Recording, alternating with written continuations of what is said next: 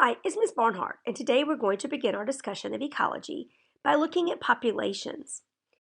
Ecology is the study of the interactions between organisms and their environment. In our organizational hierarchy, populations belong here.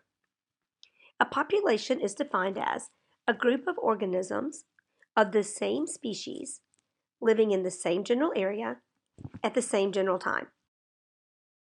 Members of a population use the same resources, are influenced by the same abiotic influences, and they interact and reproduce with each other. Let's first examine how populations grow. It's probably easiest to do this by making a graph. As we do this, we will see some characteristic growth patterns emerging that we will discuss in this lesson. You will plot the number of individuals on the y-axis and by putting time on the x-axis.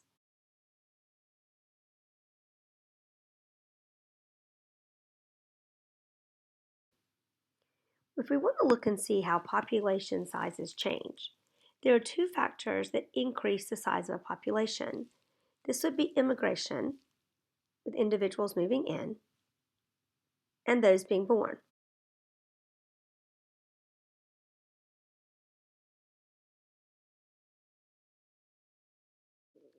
If we wish to look at the factors that are going to decrease the population size, this would be the number of individuals that are dying and the number of individuals that are leaving the population by immigration, this time spelled with an E. The interaction of these four factors will determine whether a population is growing or declining in size. We can also learn a good bit about population dynamics by exploring survivorship curves.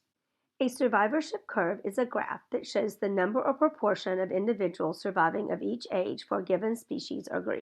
There are three types of survivorship curves, simply referred to as Type 1, Type 2, and Type 3. Type 1 survivorship curves show individuals who have a high probability of surviving in early and middle life, but have a rapid decline of number of individuals surviving into late life. This basically means that most individuals will make it into adulthood, but the proportion surviving into old age is greatly decreased. A Type 2 survivorship curve means that there's a roughly constant mortality rate throughout the organism's lifespan. What this means is that the person's chance of dying is independent of their age. A Type 3 survivorship curve depicts species where few individuals will survive into adulthood and die as they get older, because the greatest mortality rate for these individuals is experienced early in life. Note, in populations not experiencing migration, survivorship patterns and reproductive rate are the most important factors in determining population size.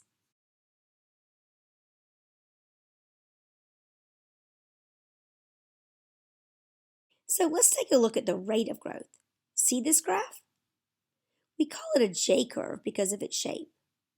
Given unlimited resources, populations will grow exponentially as shown in this graph. This is called exponential or geometric growth. The maximum growth rate is represented by R.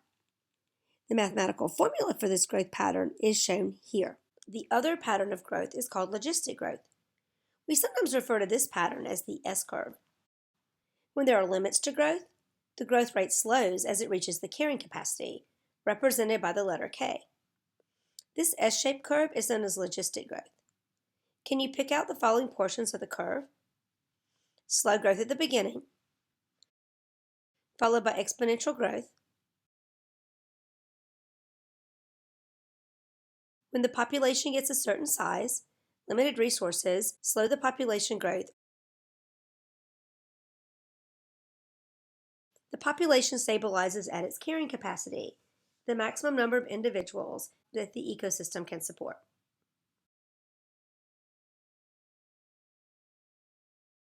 You can see the mathematical representation of logistic growth here. But what factors keep a population from growing indefinitely? Let's take a look at how life history and natural selection are related. Why are some populations fairly stable in size while others are not? The answers to these questions depends on the traits of the individuals influenced over time by natural selection and by factors in the environment that vary with population density.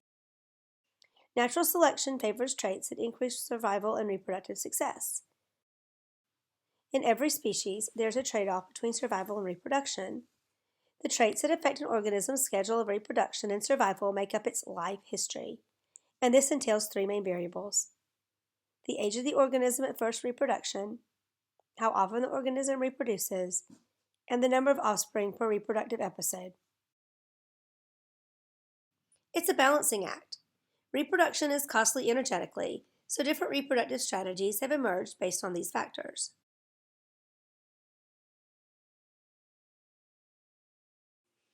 Although there are variations, two basic reproductive strategies are seen in organisms today. R-selected populations tend to grow exponentially, favoring the maximum rate of growth, R. K-selected populations tend to grow at or around the carrying capacity.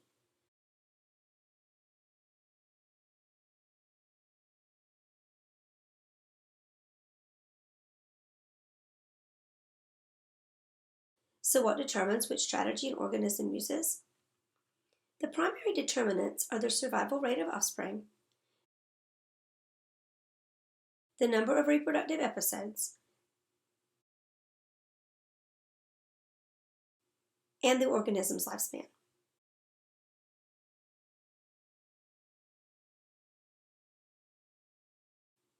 Those organisms that utilize R selection tend to be small in size, have many offspring, and have a high mortality rate in their young. They tend to have a shorter lifespan with fewer reproductive episodes, and they provide little parental care for their offspring. Much of their behavior is innate and programmed into the genes. K-selected populations tend to have larger offspring, with fewer offspring per reproductive episode. It takes a longer time to reach sexual maturity, and the young receive much parental care. The lifespan of K-selected populations is longer, and they tend to rely more on learned behaviors. K-selected populations tend to maximize reproductive success when the population size is at or below carrying capacity. Can you see how natural selection is at work here? No population can support unlimited growth because of limiting factors in the environment. These are grouped into two main categories: density independent and density dependent factors. Density independent factors affect all densities of populations equally. Examples are drought and natural disasters. Density dependent factors have greater effect on the death rates of more densely populated areas. Examples include the biotic factors of competition for resources, predation, toxic waste buildup, and communicable disease.